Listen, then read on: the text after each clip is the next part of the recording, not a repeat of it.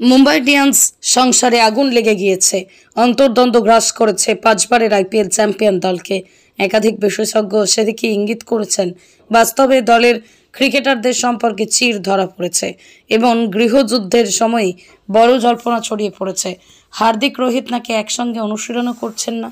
সম্প্রতি মুম্বাই ক্যাম্পের এক ঘটনা প্রকাশ্যে এসেছে, যেখানে বলা হচ্ছে হার্দিক অনুশীলনে ব্যাট করতে আসা মাত্রই নেট ছেড়ে বেরিয়ে যান তিলক ভার্মা, সূর্যকুমার যাদব এবং রোহিত শর্মা।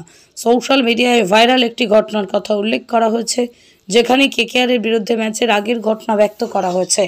অনুশীলনে একসময় হার্দিক ছিলেন না, সেই সময় রোহিত চুটিয়ে ব্যাট করেছিলেন। এরপরই রোহিত সাইড লাইনে বসেছিলেন তিলক ভার্মা, সূর্যকুমার যাদবের সঙ্গে।